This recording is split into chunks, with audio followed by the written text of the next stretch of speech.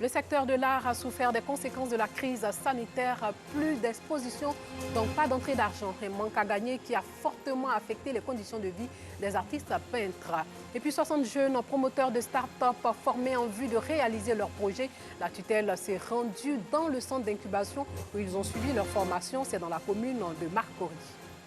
Bonsoir et bienvenue dans le journal. Les galeries d'art font partie des lieux qui ont été désertés à la suite de la crise sanitaire liée à la maladie à coronavirus.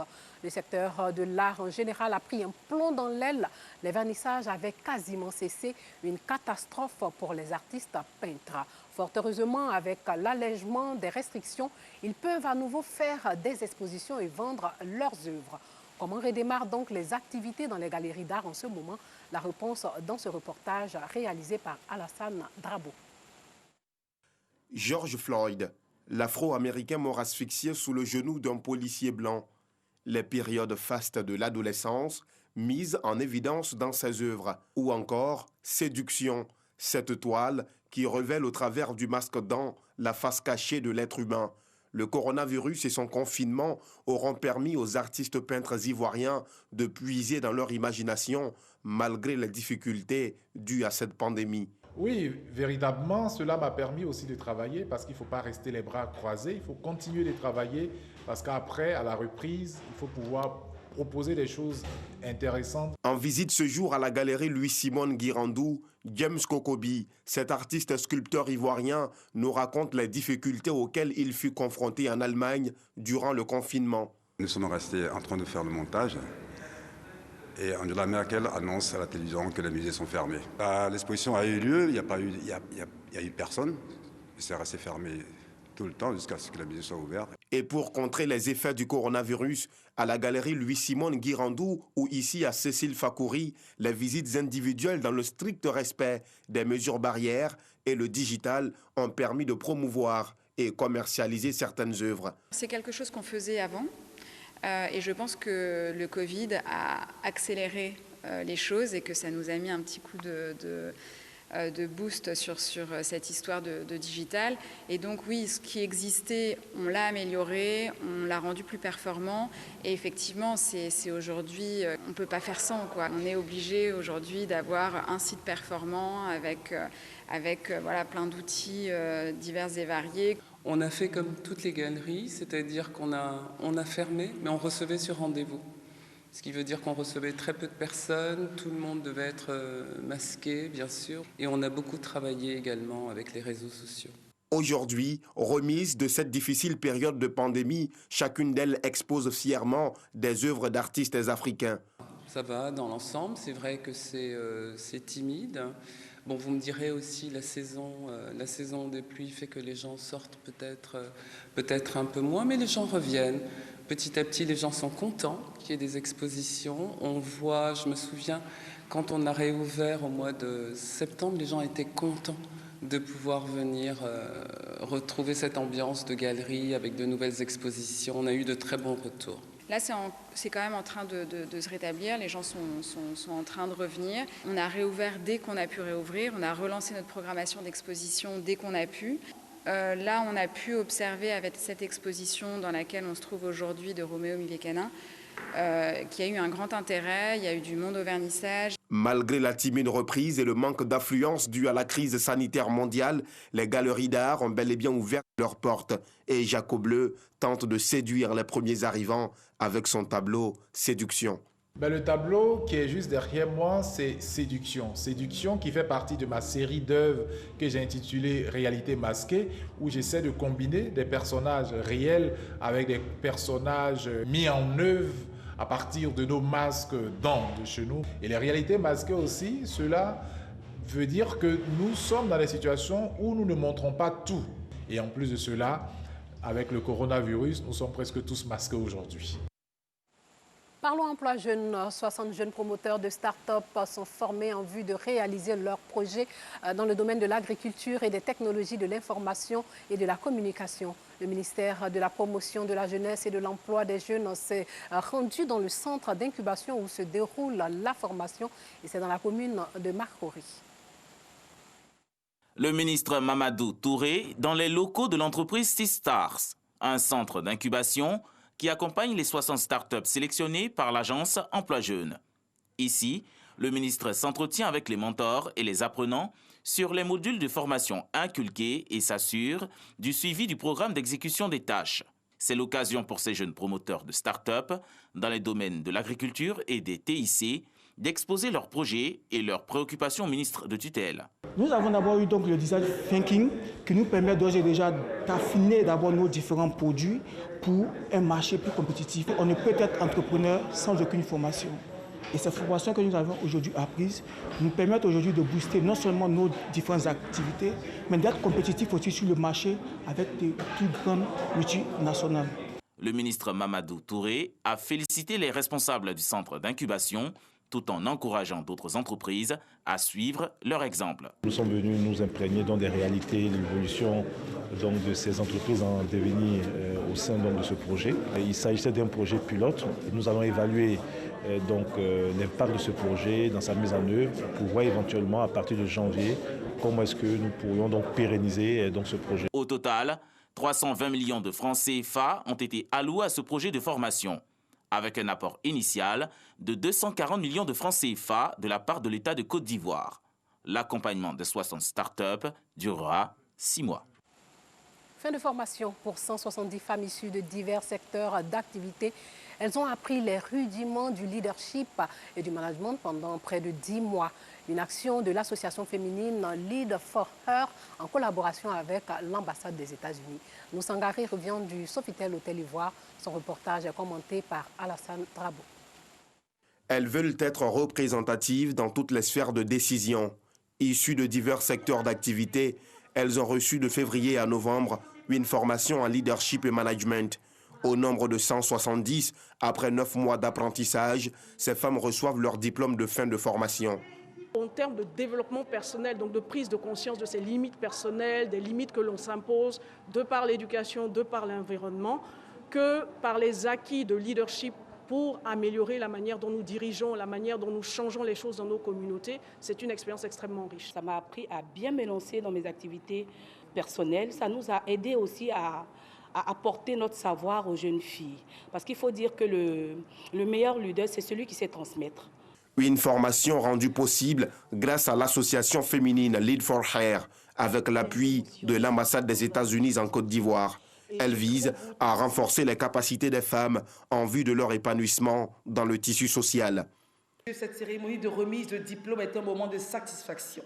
Ces diplômes et cette formation nous donnent des atouts importants pour notre vie professionnelle, familiale et sociale.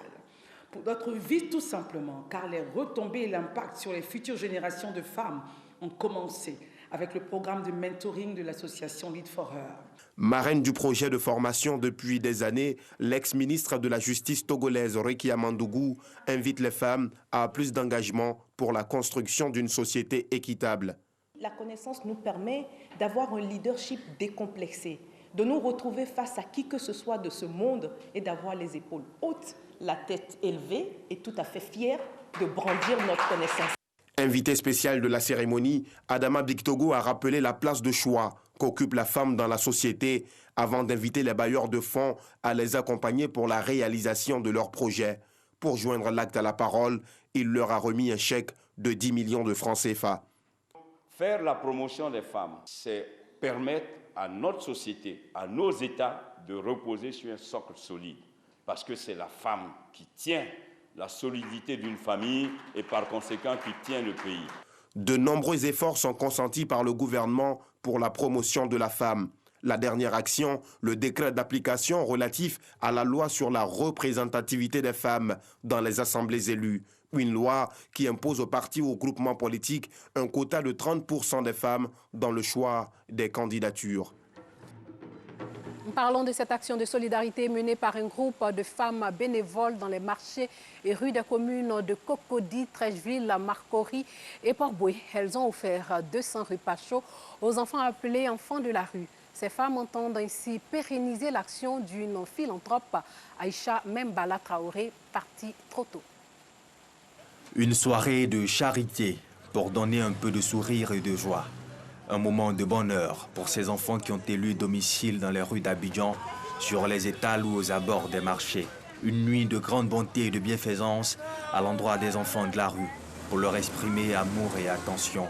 L'initiative est de ces dames bénévoles que l'on pourrait appeler Amazones du social. Ce sont des enfants qui vivent une rupture familiale avant de vivre une rupture sociale. Donc nous, à notre niveau, on essaie de les accompagner le temps qu'on peut pour les apporter un peu de joie aujourd'hui et peut-être pour plus tard encore.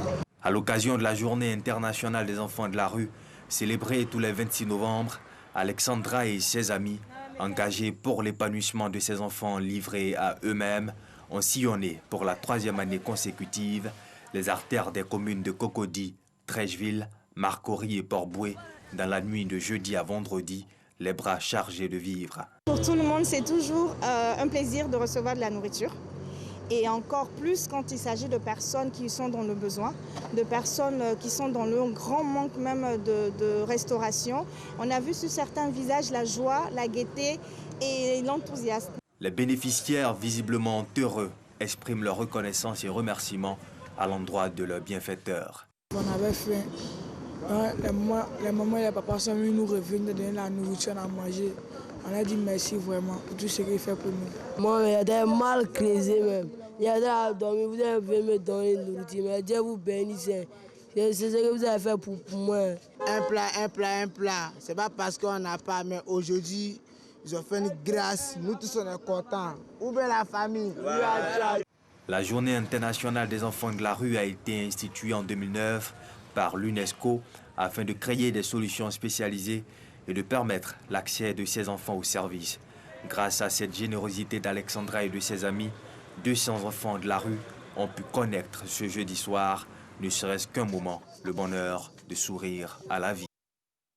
La lutte contre le VIH a toujours d'actualité. Le comité sectoriel de lutte contre le sida du ministère des Sports au don de sang a fait un don de sang à quelques jours de la célébration de la journée mondiale de lutte contre le sida. Avec pour slogan « Engagé pour l'élimination du sida », cette journée commémorative constitue un cadre d'échange et de sensibilisation de tous les acteurs du sport. Les responsables de fédérations sportives, les coordinateurs généraux de sport et les athlètes ont tenu à associer leur image à cet événement. Le ministre des Sports, Paulin-Claude Danhaut, a tenu à sensibiliser et à matérialiser sa contribution à cette campagne en faisant un don de sang. Il y a de nombreuses maladies dans le pays et dans le monde, mais le VIH-Sida est une réalité.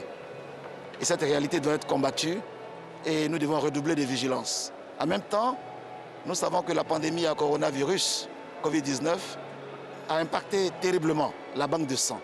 C'est pourquoi, cette année, nous avons décidé non seulement de nous sensibiliser contre la propagation du VIH-Sida, mais nous devons aussi donner notre sang pour sauver des vies. Il faut que toutes les structures donnent leur sang. Donc nous allons nous atteler à faire en sorte que dans les différentes directions, les gens se mobilisent pour donner leur sang. À la fin de ces 15 jours, on va faire le bilan pour savoir combien de poches de sang le ministère a pu collecter. Les activités du comité sectoriel de lutte contre le sida du ministère des Sports se poursuivront sur 15 jours. Une ville au Brésil résiste au coronavirus à Cedro do Abaeté. La sensibilisation se fait à vélo. C'est avec un haut-parleur que Flavio Rafael rappelle aux habitants l'importance du respect des mesures barrières. Dans cette municipalité, aucun cas n'a été à ce jour confirmé. Avec une population de 1200 habitants, la ville de Cedro do Abaeté, dans le sud-est du Brésil, est la seule à n'avoir enregistré aucun cas de Covid-19. Alors que la Covid-19 a fait plus de 170 000 morts et infecté 6,1 millions de personnes dans l'immense pays latino-américain. Dans cette petite localité, la prévention se fait à vélo. Tous les jours, je me réveille et je roule le vélo de 8 à 9h30 et de 16 à 17h.